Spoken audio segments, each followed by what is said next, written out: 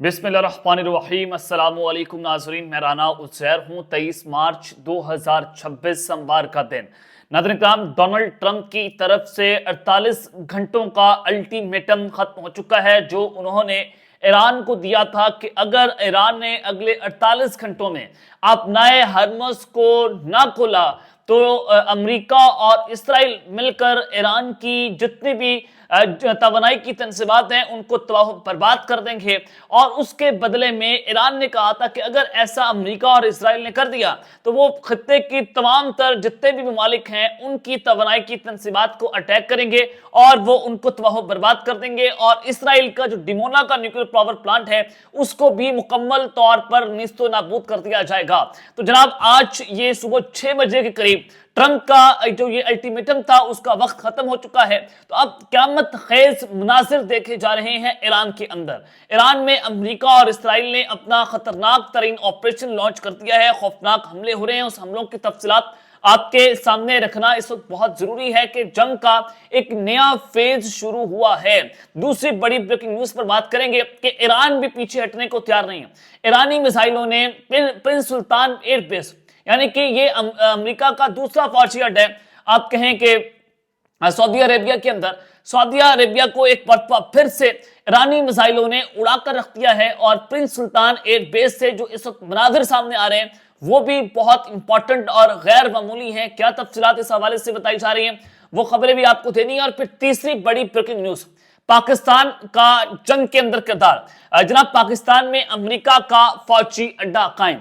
पाकिस्तान ने इस जंग के अंदर जनाब छलांग लगा दी है। ये क्या खबर है, इस हवाले से भी कुछ इंपॉर्टेंट डिटेल्स आपको देनी है कि अमेरिका ने पाकिस्तान से इस वक्त क्या डू मोर का मुतालबा किया है। लेकिन आगे बढ़ने से पहले आप सबसे मेरी दरख्वास्त होगी कि आपने इस चैनल को लाजमी तौर पर सब्सक्राइब करना है, बेल आइकन को जरूर प्रेस करें। कमेंट सेक्शन में आप अपनी राय का इजहार जरूर करें। क्या पाकिस्तान को अमेरिका को फौजी अड्डा देना चाहिए या नहीं देना चाहिए, आप इस हवाले से जनाब क्या राय रखते हैं।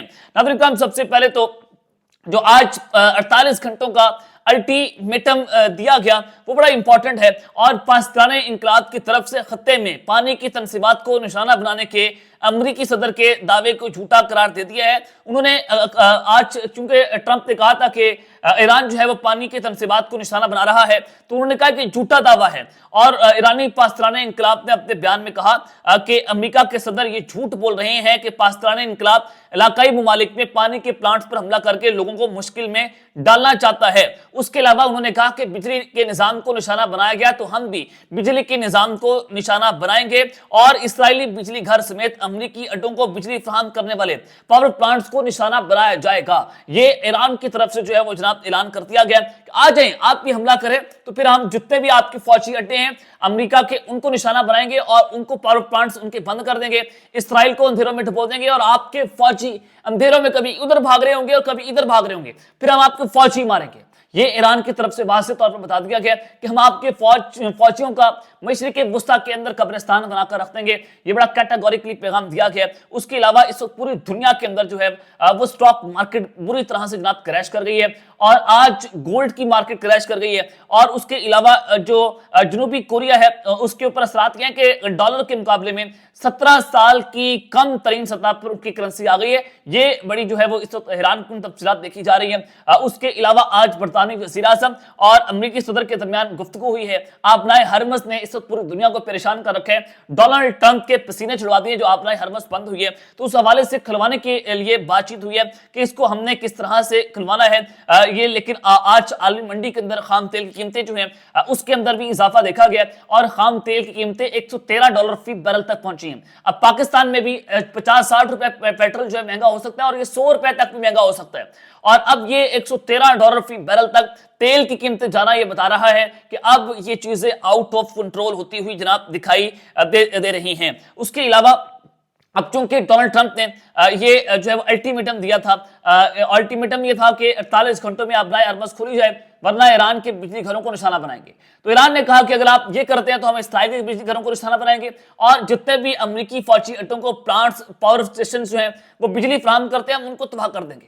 अब आप जो खबर सुने बड़ी इंपॉर्टेंट है कि अमेरिकी सदर डोनाल्ड ट्रंप की तरफ से अल्टीमेटम का टाइम ईरान में सुबह 6 बजे खत्म हुआ। उसके फौरी बाद तेहरान समेत मुख्तलिफ शहरों में इस वक्त हमले जारी हैं।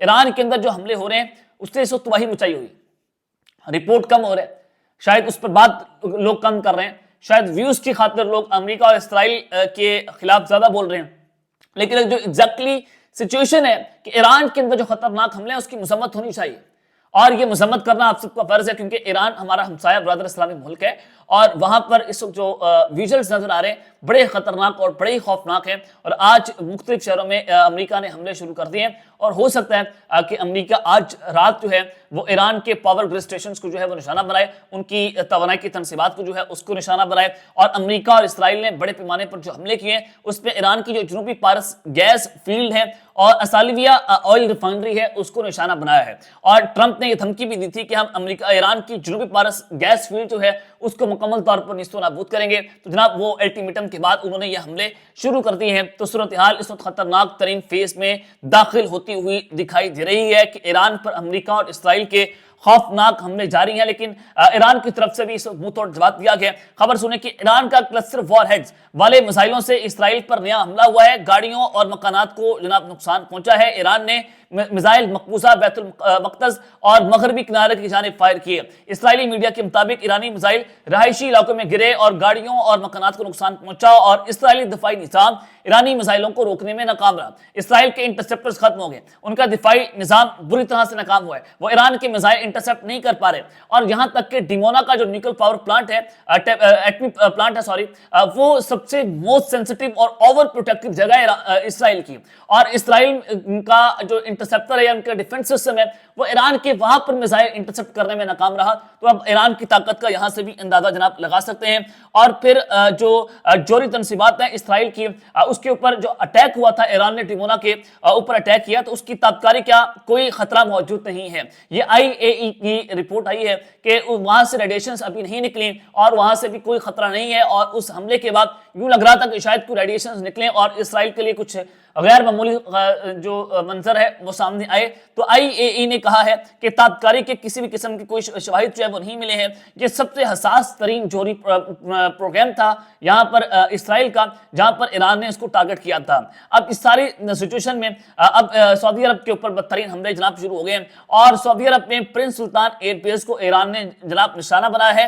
तर्जुमान खत्मुल अंबिया हेडक्वार्टर की जानिब से जारी करदा बयान में कहा गया कि सऊदी अरब में प्रिंस सुल्तान एयरबेस को निशाना बनाया, और उन्होंने कहा कि ये अमेरिकी फौजी सरगर्मियों का अहम मरकज है, और यहां पर अमेरिकी जासूस तैयारों को बैलिस्टिक मिसाइल्स के जरिए हमने निशाना बनाया है। अमेरिका के जो जासूस तैयारे हैं, सर्विलेंस ड्रोन्स हैं, उनको भी ईरान ने टारगेट किया, वहां पर मौजूद थे। और बहरीन में अमेरिकी 5th फ्लीट को मिसाइलों और ड्रोन से निशाना बनाया गया। बहरीन के अंदर भी ईरान ने जो है वो ये टारगेट किया है। लेकिन अब आप देखें कि सऊदी अरब ने कहा, क्योंकि ईरान ने कहा कि अब हम खत्ते की तवानाई की तनसीबात को टारगेट करेंगे अगर हमारे साथ ऐसा हुआ, तो सऊदी अरब ने कहा कि अगर आपने हमारी तवानाई की तनसीबात को टारगेट किया तो हम आपके खिलाफ ऐलान जंग कर देंगे। ये सऊदी अरब का मीडिया रिपोर्ट कर रहा है कि अब सऊदी अरब भी ऐलान जंग कर देगा।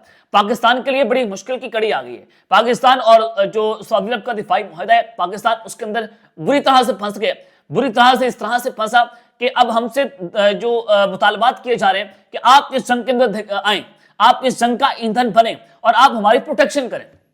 अगर सऊदी अरब के ऊपर ईरान ये अटैक करता है तो उसके बदले में पाकिस्तान ईरान के ऊपर अटैक करेगा। ये सऊदी अरब की तरफ से पाकिस्तान से मुतालबा किया जा रहा है कि आप ईरान के ऊपर अटैक करेंगे, हम नहीं करेंगे। तो ये बड़ी खौफनाक किस्म की सूरत हाल है। और उधर से अमेरिका ने जनाब पाकिस्तान और तुर्किया से फौजी अड्डे मांगे ईरान के खिलाफ कि आप हमें फौजी अड्डे दें। तो खबर यह है कि पाकिस्तान और तुर्किया ने अपने तमाम तर मिलिट्री बेसिस को ईरान के खिलाफ हमला करने के लिए देने से इनकार कर दिया कि हम ये अपना फौजी अड्डा जो है ना अमेरिका को नहीं देंगे। ये एक तो बड़ी अहम खबर आ रही है जो जराये की तरफ से हमें बताया गया कि पाकिस्तान ने अमेरिका को एक मरतबा फिर से अपना फौजी अड्डा देने से इनकार कर दिया, और अमेरिका की तरफ से ये मुतालबा किया गया था कि आप हमें फौजी अड्डा दें। लेकिन पाकिस्तान को सऊदी अरब के अंदर से धकेलने की जनाब कोशिशें हो रही हैं कि ईरान तवानाई की तनसीबात को अटैक करेगा तो पाकिस्तान वहां पर हमला करेगा। तो बड़ी मुश्किल कड़ी है, बड़ा सेंसिटिव टाइम है पाकिस्तान के लिए। क्या पाकिस्तान को इस जंग में शिरकत करनी चाहिए یا نہیں کرنی چاہیے؟ یہ بڑا عام سوال ہے کہ آج سے پہلے پاکستان نے امریکہ کی بہت ساری جنگوں کے اندر شرکت کی، سوویت یونین کی آپ توڑ کریں، وہاں اس کے خلاف پاکستان آیا، اس کے علاوہ افغان مجاہدین ہو، افغان جنگ ہو، ہم نے بڑے لمبا عرصہ افغانستان کی جنگ لڑی ہے، تو پاکستان کو اس سے بڑی جو ہے وہ ٹریننگ حاصل ہے کہ ہم نے کسی بھی جنگ کا حصہ نہیں بننا، ہمارے ملک میں نقصان ہوتا ہے۔ ادھر سے ایران کے بارڈر سے بھی ہم نے بڑی دہشت گردی برداشت کی ہے۔ اگر پاکستان ایران کے بارڈر پر آ کر جنگ کرتا ہے یا سعودی عرب سے اٹیک کرتا ہے ایران کے اوپر، تو کیا ایران کے بارڈر سے پاکستان کے اوپر اٹیک نہیں ہوں گے؟ تو یعنی کہ پاکستان اپنا تیسرا فرنٹ کھول لے گا، تو پاکستان کبھی ایسا نہیں کرے گا، لیکن بڑا مشکل وقت ہے۔ اب یہ دیکھتے ہیں کہ اونٹ کس کروٹ بیٹھتے ہیں، کہ پاکستان اس جنگ میں شرکت کرے گا یا نہیں کرے گا، یہ تو آنے والا وقت ہی بتائے گا۔ اب تک کے لیے اتنا ہی، اپنا خیال رکھیے گا اور اس چینل کا اپنے لازمی طور پر خیال رکھنا ہے۔ اللہ نگہبان، پاکستان زندہ باد۔